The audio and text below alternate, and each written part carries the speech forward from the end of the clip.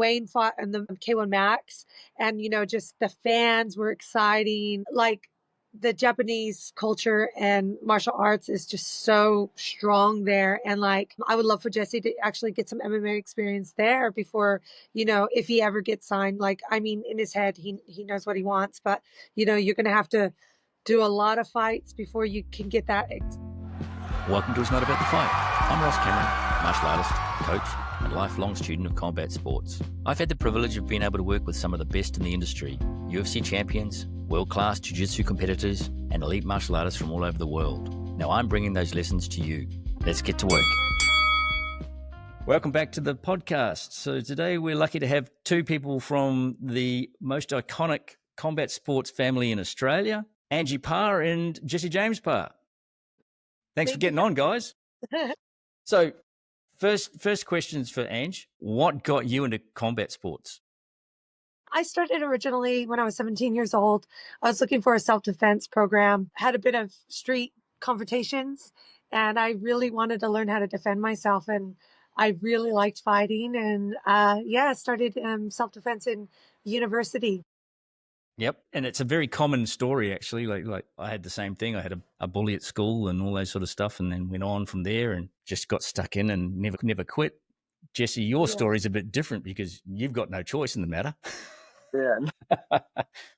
So on the other end of the scales, what's your earliest memory of growing up around the gym? Mine is just, I feel like I was always born in the gym. Like when I was 2 years old, I was already kicking pads with my dad, like just joking around. Being around the fighters, being around the sounds of in the gym was just, it was kind of like just a rule in the family to be a fighter. Of course, I had no pressure with my family to be a fighter, but I just loved being around the fighters, and it really got me into the sport. Yeah, my kids grew up around the gym as well, and again, I didn't pressure them to do what I did. And one's now a very successful lawyer, and one's a paramedic, and one's studying engineering. But they all grew up around it, and they all still train, and they all still have got those skills. They've just decided that that's going to be their hobby, not their passion. So I think that's a big difference. Yeah, that's so cool. But I think maybe you probably taught your kids discipline. Yeah. Yep. Anything that they do, they give 100%. Yep. And goal setting and all those things that martial arts teach you that people spend thousands on going to business schools and all the rest of it to learn how to do those things. And yet in martial arts, it's just there. It's taught all the time, every single session. No, for sure.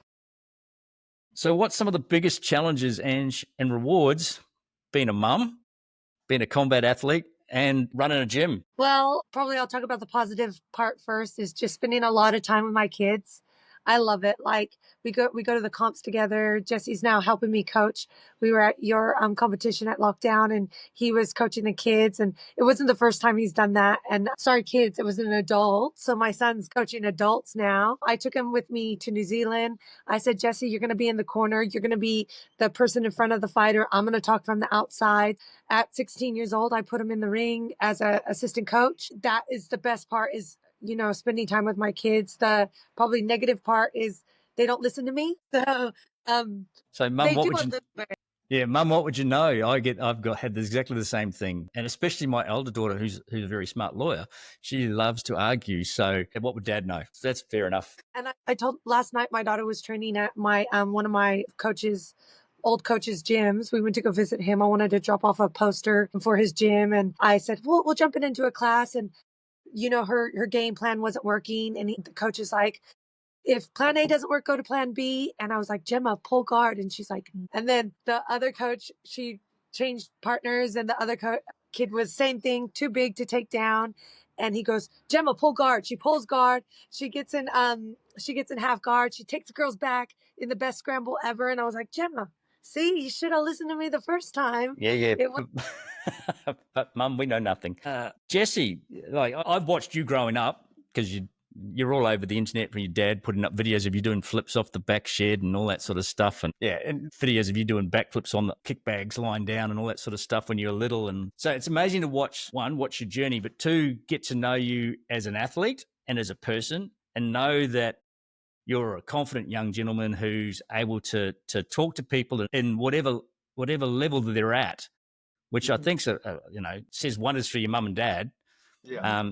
But yeah, it's great from my point of view to see that. So what's your direction? Where are you heading now? Right now my direction is I'm just mainly focusing on jiu-jitsu. So jiu-jitsu, short-term goal is becoming a jiu-jitsu world champion for no gi. I've tried the gi for about 3 years and I've always come up short, coming second in the juniors and then not getting placed in the juveniles. But I'm liking no gi a little bit more than gi, which is fine because I'm still training. I'm still training gi and no gi every single day. But yeah, short-term goals, I want to become a jiu-jitsu world champion, but the future is definitely MMA for me. I really want to get into the UFC when I'm older, and I really want to become just a UFC world champion. Like I want to get all the goals. I want to become a three-time UFC world champion in three divisions. I want to become. I have really big goals because I believe if you think big, big things gonna happen. Another thing is I want to become like the new UFC BJJ. I want to go on that when I'm a little bit younger. The only reason I'm not fighting MMA at the moment is because I like to save my brain just a little bit longer while I Yep. develop. Yep. Because the MMA gloves are just so dangerous, in my opinion.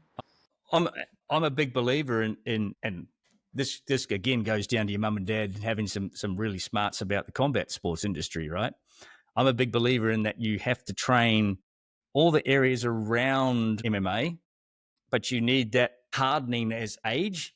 And if you hit the straps too early, then you put your brain at risk, you put your body at risk, you put your career at risk. So I'm a big believer in that you need to take the time to do all the other things. And like you say, you're doing the what I think is a really good route, trying to get world champion, get those skills under your belt. You've already got striking. Like you can get mum to hold pads and dad can give you advice and all that sort of stuff. So that's not an issue. And you're around top level athletes all the time anyhow. So don't be in a rush. I think that's perfect. Well, we sort of were at one point. At 16 years old, I was like, Jessie, we got to do MMA. We got to do this and that. I'll wait till you're 16. And then we had a dinner with Ross Pearson. He was in the UFC and he teaches in Sydney. He's got his own gym and he had a fighter fighting on Eternal. And he's like, Jessie, take your time. You could be in the UFC when you're 27 years old. And then it just put it into perspective for us that there isn't a rush. And now we're holding back a little bit and just trying to become a world champion in the sport that he loves, which is BJJ. And if he can do that, I think he'll feel pretty unstoppable when he's an adult in in MMA first, of Yeah, if you course. look at the stats, you sort of like got 10 years at the top. Mm-hmm. So to me, if you hit the UFC before 25, you're sort of putting yourself at risk because your longevity is sort of like now you're done by your 30s rather than being done by 35, and you've got the career and you've got the ability to build that following and all those bits and pieces. So yeah, I think it's a very smart thing, and I know Ross Pearson. He's quite a smart guy.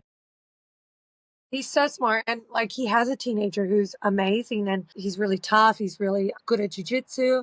But like he's already had one loss, which is normal. Like you're going to win and lose as an amateur, but it looks pretty painful when you do lose in the small gloves. Yeah. So let's just hold off a little bit, Jessie. Let's not rush it. Yeah, exactly. And then it just gives him more time to work on his striking, which we've been working on anyway. He's gotten so much better in 2 years. I love to see him when he's 21, how good his striking is. Yeah, exactly. And I think that's so many people rush to put their kids into MMA because it's the trendy thing, MMA, rather than adding on and bolting on the bits and pieces.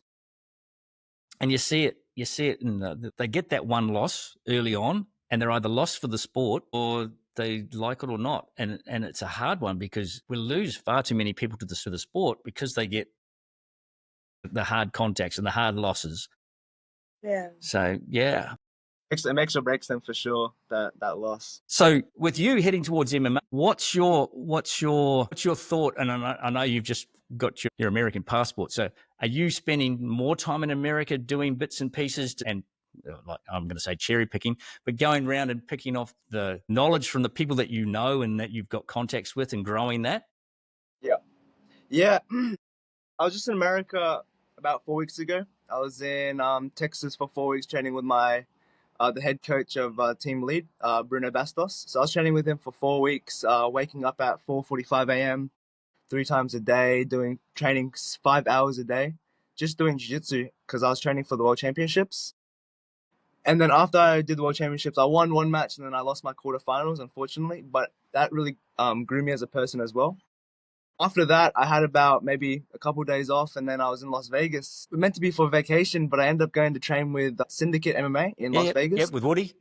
Yeah, with Woody. Yeah, and then it was really cool training with them. I like making a lot of connections overseas as well. Yeah, I went there, and then they know the background as well, you know. Yeah. It's interesting that those connections make such a big difference at the end of the day. I tell guys it's like every business. It's not what you know, but who you know that gets you places.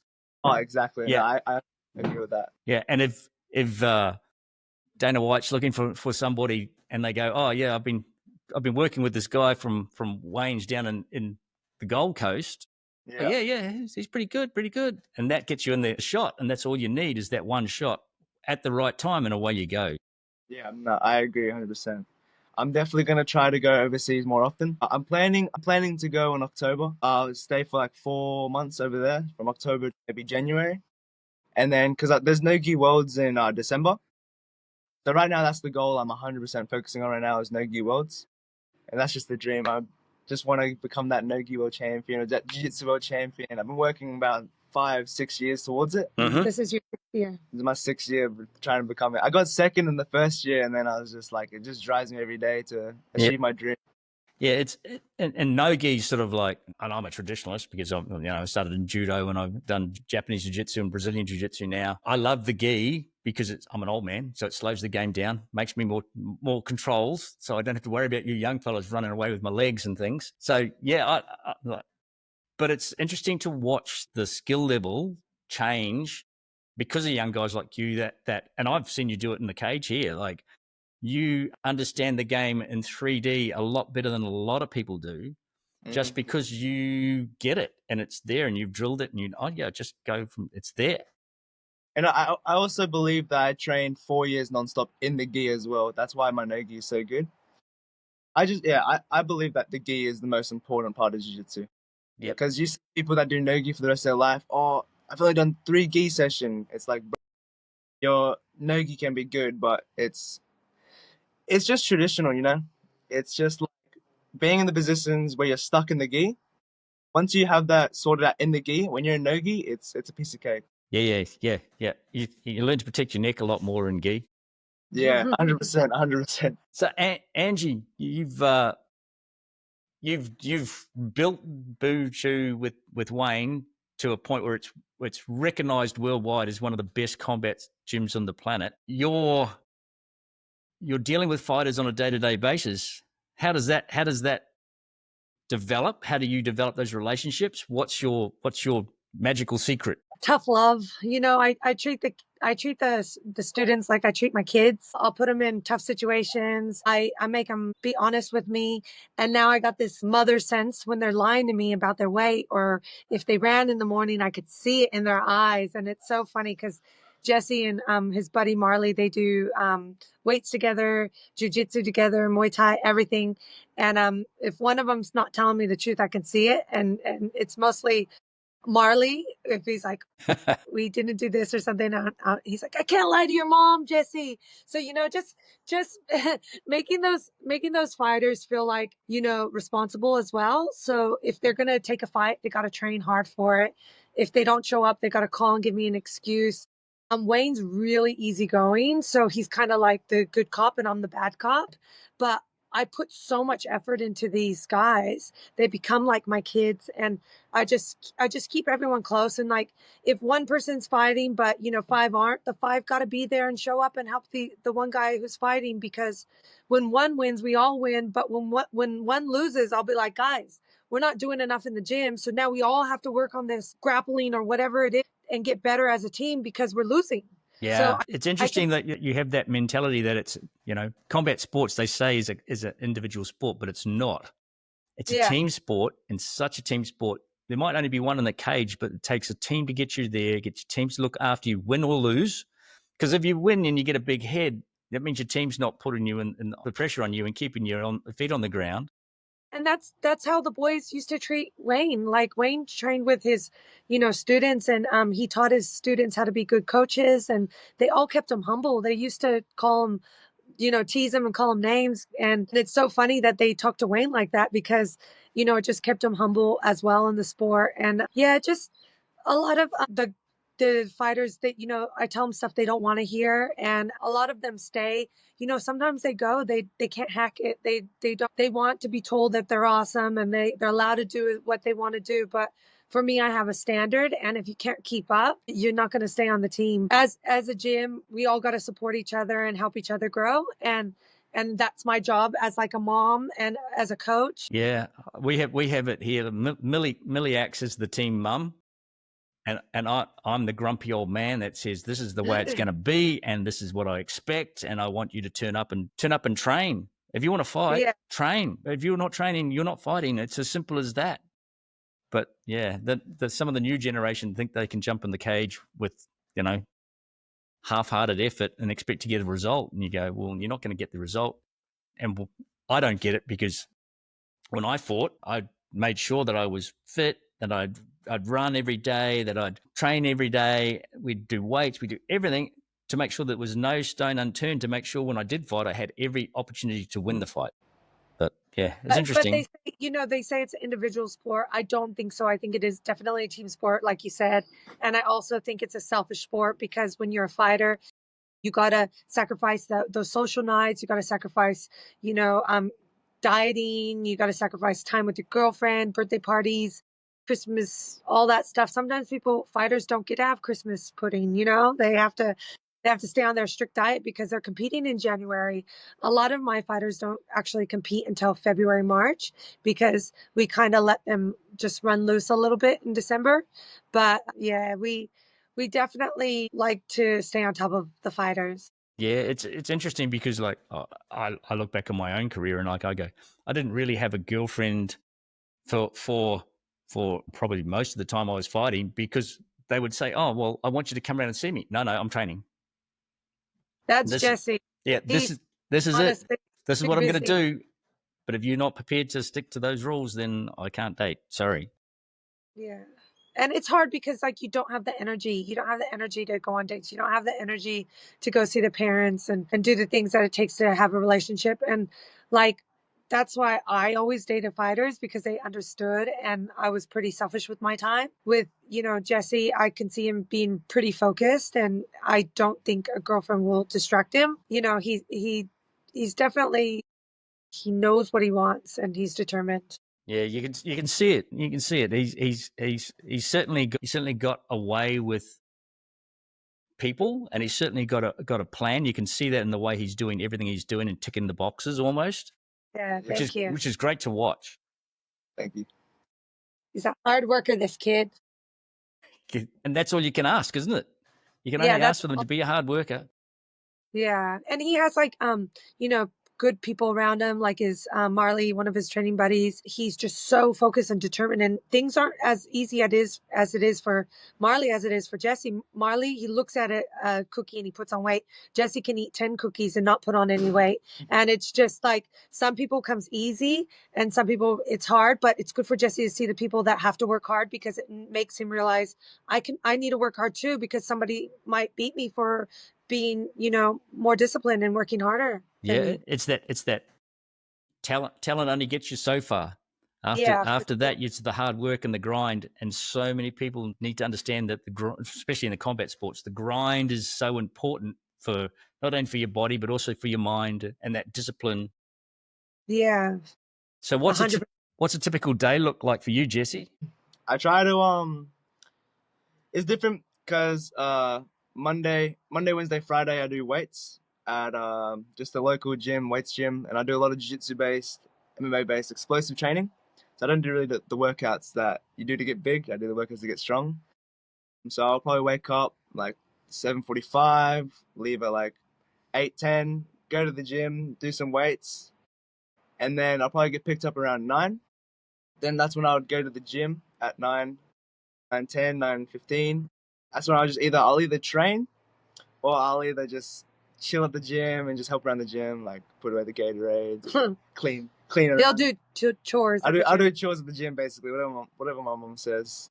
And then after that, I'll go home, rest, get something to eat, and that's when I'll rest from like around 11 till 3. That's when I go towards the gym, and that's where the real training, like the main training begins. I was training from 4 p.m. to 6:30, and I'll rest from 6:30 to 7:30, and then 7:30 to 8:30 is my jiu-jitsu training. So he ranges from either teaching kids class, running, then he'll do fighter pad work like the fighters do. I don't make him do the whole routine as the fighters do because it's really Muay Thai based. So he just does it for like the cross training, the cardio. And then probably for a good 45 minutes, he'll do no gi rolls with the boys. Mm-hmm. And we got the cage so he can use the cage or he can use the mat area as well. It's a little bit of cross training for him because he's not obviously competing MMA yet or Muay Thai. So he'll just do that like a little fast cardio session of that. And then we train pretty late. So 7:30, 8:30 is when he'll do the gi jiu-jitsu. And a couple nights a week, he'll go to his professor's gym and do jiu-jitsu there. And that's like how many hours? A couple? It's like 3 hours, 4 hours. 3 hours of straight jiu-jitsu. So yeah, he puts in the work. Yeah, time on the mats. Can't beat And then it. Saturday he spars, and he loves sparring Muay Thai, which is really good because I need him to get that head movement and reaction for the future. But sometimes he'll jump in the cage and do some MMA sparring as well, and that's always fun to watch. So when you talk sparring, I do it here. I have talks to my guys about what I expect out of sparring and about what the level of skill I want, and I don't want hard sparring all the time. I want fun sparring.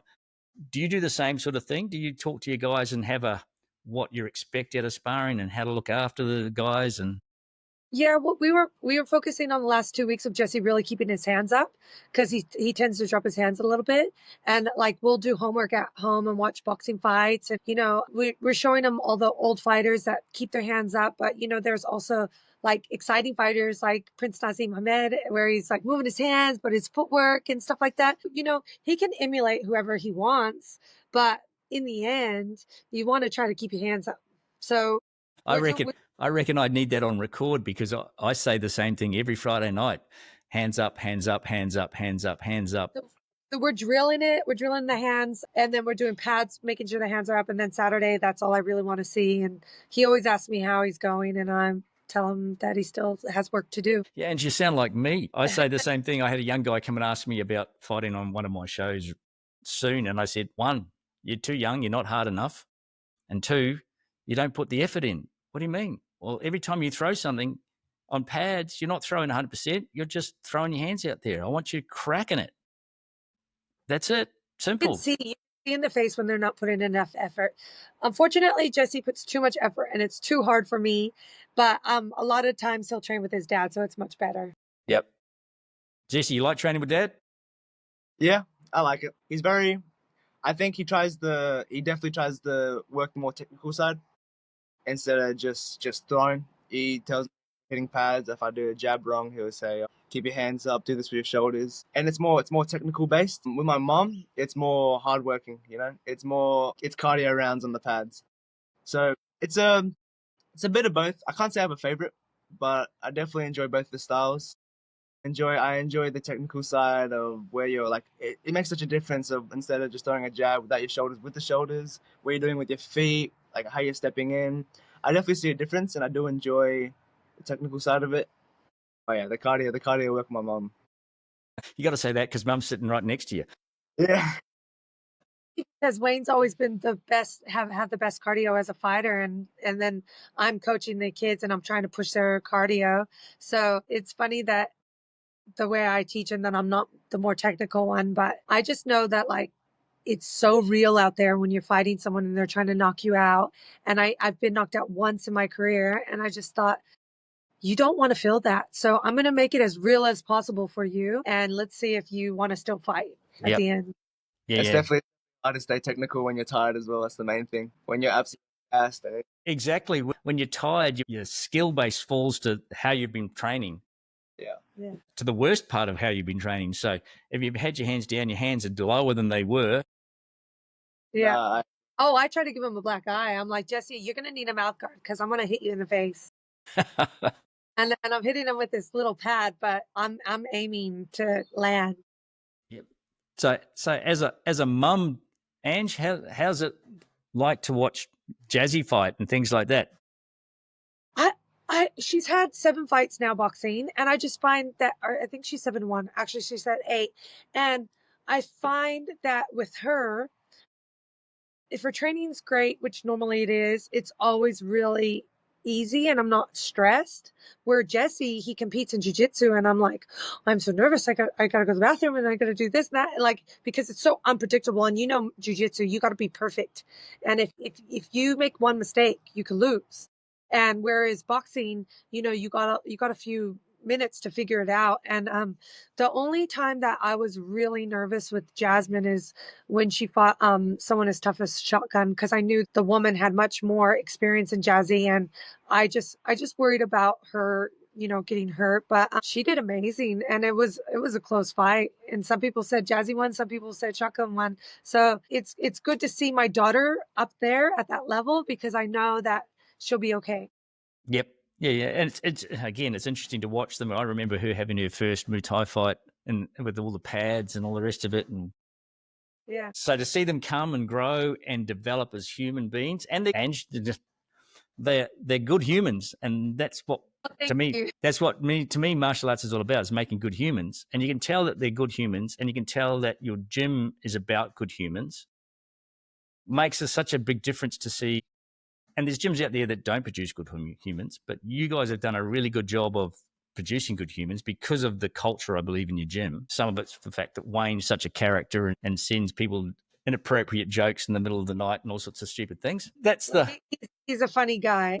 Yeah, and that's the good part. You guys have the jokes in the gym, but you know what it's about, and it's about the connection between fighter and coach and all that sort of stuff. Yeah. We try to get close with the students and, have that connection with them, because they got to trust you when you're giving them advice in the corner. And if they don't, they're not going to win. And if they listen and they try, they'll be successful. Yep. Yeah, that's the hard part. So what's next for the Parr family for the next 10 to 20 years? Like what's the overall plan? Wayne's going to retire and go to the beach. He's retired. I'm sure he's done, but it's so funny because I went to Boonchu Thai restaurant today, and our sponsor Richard Val, he's like, Manny Pacquiao just fought. Tell him to challenge John Wayne Parr. And I was like, no, Wayne's 49. We got to retire. We've had enough. Like, I'm 46. I'm the same age as Manny Pacquiao. And I think it's fantastic what shape he got in. I thought he won the fight, but that's when Wayne retired, was at 46. At 48, 49, you start getting a bit old. And like, honestly, just got to preserve what you have, because even just his hip replacement, I mean, I need a knee replacement, but I'm too young. So, all those little things that we just been smashing, we want to just, preserve ourselves and be able to coach our kids till we're 80. Yeah, well, I'm 60. I'm 60, and I retired from the fight game at what was I, 30, and like I still can feel those shots that I took that I shouldn't have taken, and all those sort of things, like taking stupid fights and getting knocked out. Why would you do that? But when you're young and just crazy. Yeah. But for me, we've had jiu-jitsu in my gym for 5 years. My goals, a 10-year plan. Right now I'm just investing in my younger fighters, 16, 17, 18, 19-year-olds. I'm just trying to put so much into them, telling them to do comps, invest into their jiu-jitsu, invest in their Muay Thai, do boxing fights, everything that they can. And hopefully when Jessie's ready to compete MMA, that they're on the same level. And I have a big team, like City Kickboxing in New Zealand. They're so world renowned and strong, and we are too for Muay Thai. In 5 years I want to be renowned for being an MMA gym as well. Yeah, well, I remember Eugene came and fought on one of my shows back in the day, and there was just like Eugene and one or two others. And then the last time I caught up with him here at a beatdown, like, everyone's sort of like, oh, that's Eugene. I'm going, yeah, it's Eugene. What, yeah, And I was like, hi, I'm Angie Parr. He's like, I know who you are. Like, it's pretty cool that he knew who I was because I really knew who he was. And yeah, they're doing Yeah. awesome. And they're a big gym that focuses on culture and on making connection with their fighters and doing all those things. And I see that as a sort of as a growth period or a key to growth for a successful fight gym is those particular things. You can have the hard sparrings and you can have the guys that just go hard all the time every day, but I don't think you learn from that and you don't make those deep connections as you do when you've got that culture in place. Yeah, for sure. And plus, your fighters are just going to get injured and they're going to quit. So we want to keep them going. I put one of my students who's got so much potential on a week of no training on a ban, and he was asked, can I spar Saturday? I was like, no, you can't. You have to have 7 days off. And he was so dirty. And then this one session that we had a photo shoot, and he's like, I can't believe I'm missing this session. And I'm just like, hey, you're not missing out on anything. You are saving yourself. You got to be smart in the sport. Yeah, and how many fights has Wayne had? 300? No, I think he had 149. Yeah. Like how many boxing? Like No, included. It's included 149 fights. That's a lot of fights for anyone. Well, I said to Wayne, I said, no one surpassed you yet in Australia. Yeah. What you've done, nobody has been able to do that. And like, just I think sometimes in his own head, he's like, oh, I'm retired now. I was like, you're still John Wayne Parr. And I said, nobody's done what you've done. And if anybody can't respect that, they're crazy. Like, I think, he's still my idol. He's still my hero. When I go to the gym and, he's fixing my technique with a student, like I respect him so much.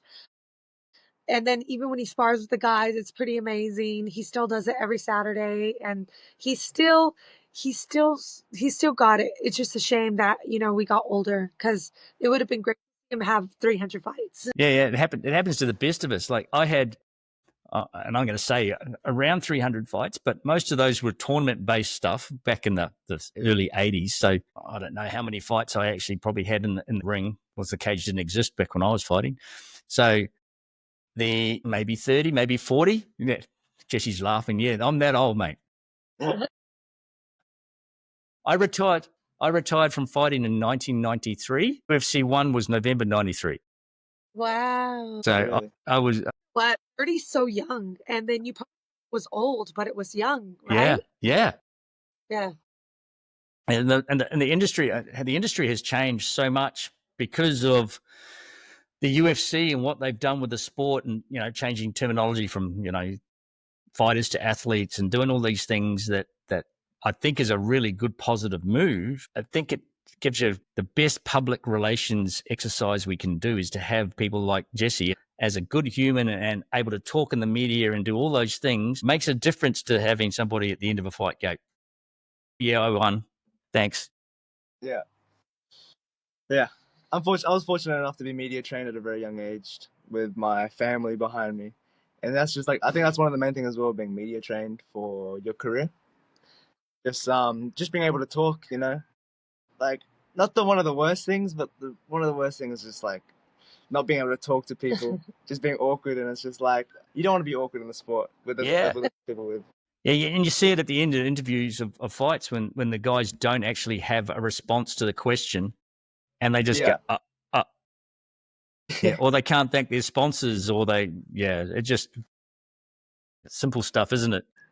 It's just one of those things, in the gym, sometimes I'm busy and I'm just like, Jessie, you need to go help that person. You need to go talk to him. And I think that has helped him and his sister. And little Gemma, she's only 11, and I was doing a PT and Wayne was sick. And I was like, Gemma, you need to talk to that person. You need to sign him in and do everything at 11 years old. And I was like, and she did great. The kids have grown up in the gym every day. Like, they don't stay at home. They want to come to the gym. They don't want to stay home, and they're just used to it, and they know how to talk to adults and also kids. Like, sometimes a kid will come into the gym and they're so shy, and they don't want to skip rope because they're embarrassed they don't know how to skip rope. And, I'll tell Gemma or Jessie, I'll be like, show them how to skip rope and encourage them. And so they do that with all the other kids as well. So Yeah, they're people skills. Yeah, and it's great to see. I know my eldest daughter, she grew up around promotions, so she would be the front house girl, and she would have been 13, 14, being the front house girl at a fight show, and you know what that's like. Yeah, She would be people coming up, and she would just go, "No, this is what the rules are. This is what it's going to be. This is what." Yeah, that's no wonder she's now a lawyer. That's awesome. That's crazy. So, Angie, if you could give yourself one piece of advice as a younger person starting combat sports, what would you do? I wouldn't have given up jiu-jitsu because I started that when I was 30 and then I stopped doing it till I was 40. So I wouldn't have given up on jiu-jitsu. Even though it wasn't my passion, I would have just kept it like twice a week, because even just like little sports, like if you're boxing or if you're doing Muay Thai, just having that cross training is pretty cool. And I like MMA, and I want to be a good coach for my kids. So I'm doing my part and doing my jujitsu. I would have stuck with the mixed martial arts and probably learn more martial arts, because I have a student, and when I say student, he's older than me, but he's Filipino martial arts. He knows how to do weapons. He is a very skilled boxer. Learned Muay Thai with us. Did jiu-jitsu in Melbourne and then came to to Gold Coast and did jiu-jitsu with us. It's just keep learning, like learn languages. I started learning Thai when I was living in Las Vegas, so I could speak a little bit of Thai. I encourage Jessie to learn Portuguese because he loves the jiu-jitsu so much. So learn the language, learn as many martial arts as you can, and don't give up. Yeah, love it. I'm the same. So I started off in judo when I was 4 and have studied anything I can get my hands on. So I hang out with Tino Sobrano and go and learn about the Filipino knives fighting and all that sort of stuff. And anybody who's got more knowledge than me, I want to know their knowledge. That's it. I'm quite happy to sit on the mat. I've had John Danaher here and Ben Astron, and I don't care what you've got. Just bring it and let me see, let me understand, do it. And if I go to a seminar, I get the person who's taking the seminar to do the technique that they're teaching on me, so that I can feel what they're doing rather than just sitting back and watching. And then I can understand really what they do, not what they say they do, but what they really do.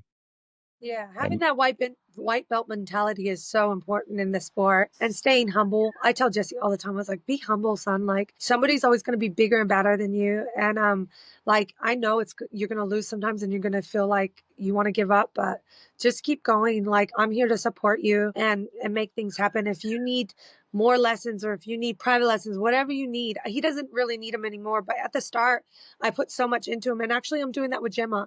So she's 11 years old. And, I have many programs, Muay Thai, Jiu-Jitsu, MMA, 6 days a week. But now I have to get her private lessons because she needs to lift her game in Jiu-Jitsu. Whatever it takes to get better, you gotta do it. Yep. Yeah. And like Jessie was saying, he's going to the States for 4 months. So are you going to spend your time in one place? You're going to shop around? What's your plan, Jessie? He's pretty loyal to Bruno Bastos. He's got a great program. Yeah, I always try to stay with the team. I never try to go out as much. If I'm training for a competition, then I'm gonna be training with my team, which is in Midland and Bruno Bastos. Which, if you know Texas Midland, it's the middle of nowhere. So there's nothing else to do besides train jiu-jitsu. Literally, always drive from one house to the gym to the house, freaking 4 or 5 times a day. I feel like that's beneficial. If you ask any of the guys I rolled with before America, then now they say, wow, you've definitely upgraded your game. And I feel like it's the best thing for me. And people fly from everywhere to go train with Bruno. So Jessie's not just training with his students. There's people from all over the world that are training, and he's meeting people from Brazil, other parts of Australia. And he's got an amazing female BJJ player, Cassia. She's so good. And she was in the first BJJ UFC show. Yeah. Well, did you see it? Yeah. I'm friends with Frank Mir, and Bellamere was in the first. Yeah. Yeah. And like to watch a kid grow up and watch the good human develop and all that sort of stuff, and watch the skill level go through the roof. It's just unbelievable to watch these kids go from where I've seen them to now where they're at, and you sit there and go, well, I'm feeling my age. I am feeling 60. So I don't bounce like I used to, and I roll with some of these kids, and they take my arms and legs home these days. So yeah, it's good.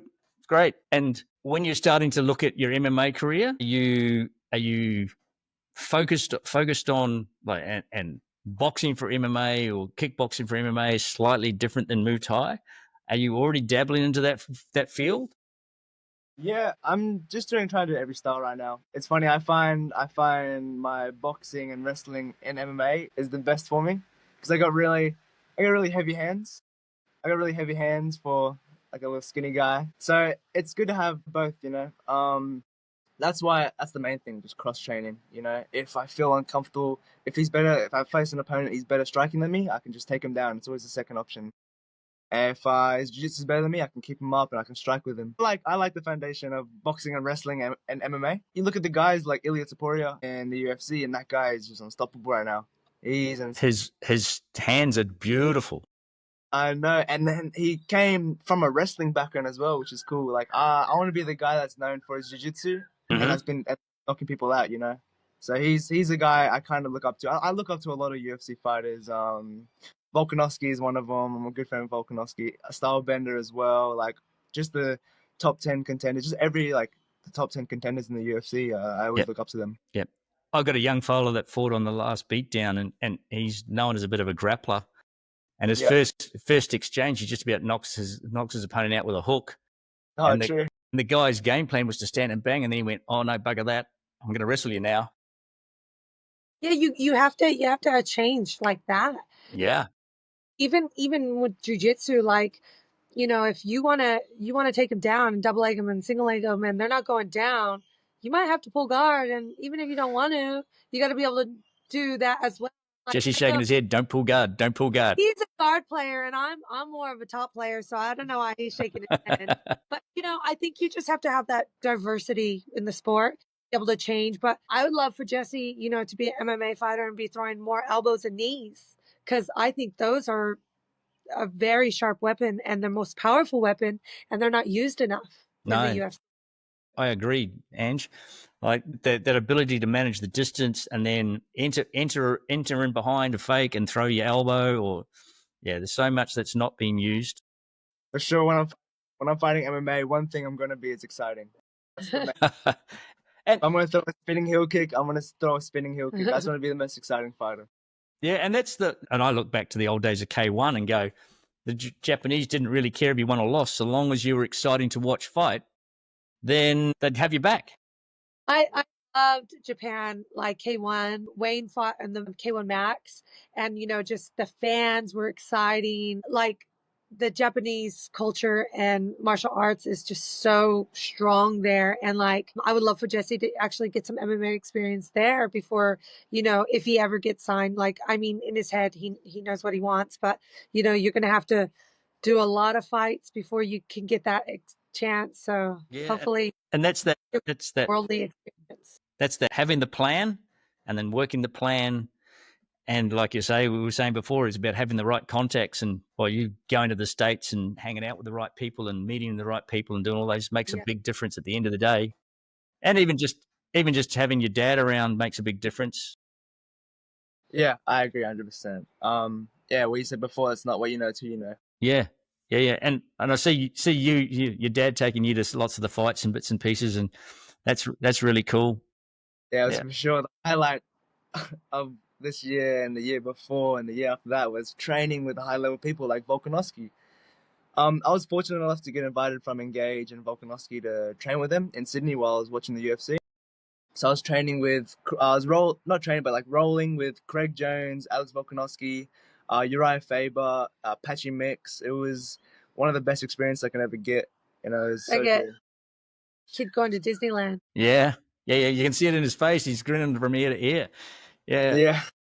But stuff like that is going to help Jesse grow because he can see these people and he just wants to be close to them. And, they're at this level and it's just like he's just going to keep leveling up. Yeah, and you can see that Jesse's a sponge, and if he hangs around those people, he's just absorbing what they do, how they act, how they portray them, what the games they're playing, how they're training. He's just absorbing it all, which is what you're after. You're after that ability, and you get the experience.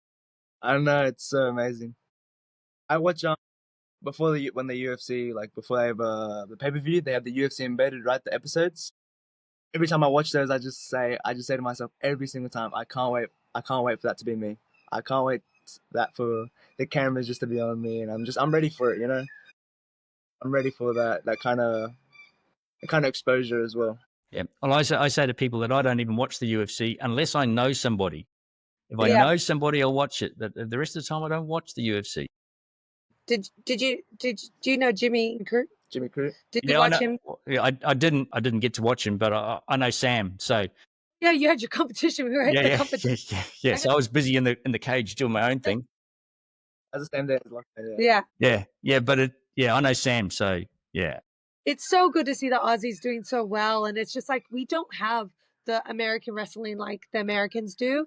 And, obviously, America is the mecca for MMA, but it's so nice to see the Aussies there kicking ass. And it just gives these kids hope to be there one day. Yeah. And you literally go that there is there one UFC champion out of America now or none? None. Yeah, none. And it's interesting, isn't it? I'm in like 15, 20 years or something. And there's two Aussies that's holding the belt right now? Yeah. ADM and Volkanovski. Yeah. Pretty good. We got hope. And there, I'm going to say 10 years ago, who did we have? We had Anthony Perosh and we had Chris Hazeman and we had, George Stropadopoulos, and so we had a few, but we didn't really have any guys that were in there long term. And now we do, which is fantastic. Yeah, the superstars. Yeah. Next up, Jessie. Well, we got to wait. He's only 17 still, which is so young. So we're hoping in the next 2 years that, he can somehow get a tryout for the UFC BJJ.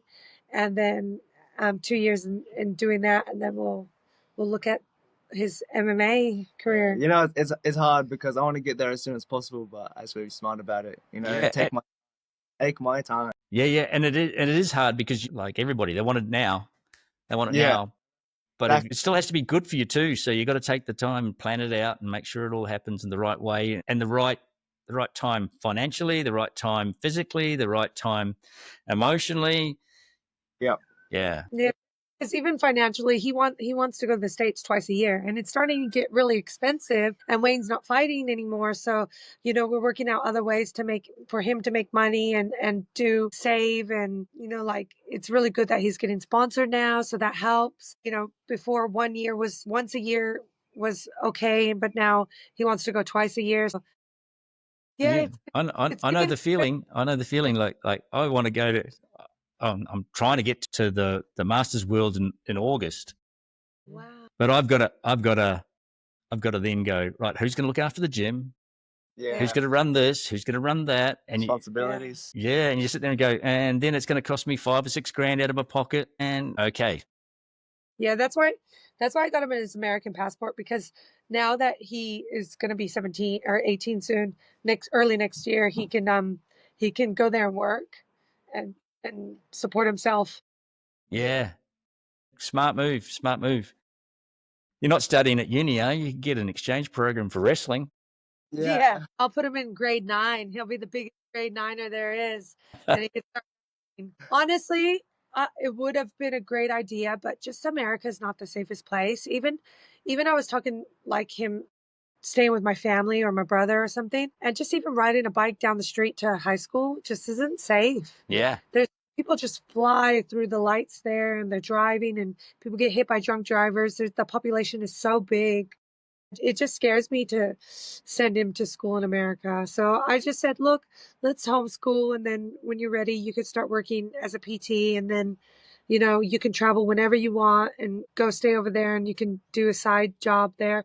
The thing is, his Muay Thai is so good. He could actually coach Muay Thai if he wanted to. Yeah. So Well, Like, I think that's a smart move. You know, you can take those skills wherever you go, and Yeah. you get off a plane and you're ready to rock and roll. Give me a set of pads. Let's get at it. yeah, he got to do that with one of his strength and conditioning coaches in Texas. So normally they pay for their training. He's like, hey, I'll trade you. You hold pads for me and I'll trade you strength and conditioning. Just like, okay, done. Good trade. Yeah, no, nice. All right, guys. Well, we might leave it there. All right, awesome. Thank you for having us. Thanks for getting on. Jessie, where can people find you on your social medias? Instagram, just my name, Jessie James Parr. You'll find me there. Instagram's the main thing. I don't really have anything else except Instagram. Do you have Twitter? Nah, I don't. TikTok. Do you have TikTok? Yeah, TikTok. My actual username is Joanne Parr's son. You can find me on TikTok, Instagram, Jessie James Parr. That's where you find my main news. Where what I'm doing lately is just my Instagram. Yep. And Ange? I'm on Instagram as well. So I think it's Angela. It's Angela Parr. I prefer to be called Angie, so I probably put Angela on there when I first started it. Yeah, so I'm on there. A lot of fighters reach out to me and they ask advice too. I don't mind helping people when I can. And then, they come to the Gold Coast. Anyone's welcome to come visit me at Boonchu Gym and do a class or a lesson with me. We love our visitors, so welcome anytime. Awesome. Thanks, guys. We'll talk to you soon. Thank you. Bye. Thank you so much. Bye. Thanks for listening to It's Not About the Fight. If you enjoyed this episode, make sure to subscribe and keep up the hard work on and off the mat. Stay tuned for my next chat with another top coach or athlete.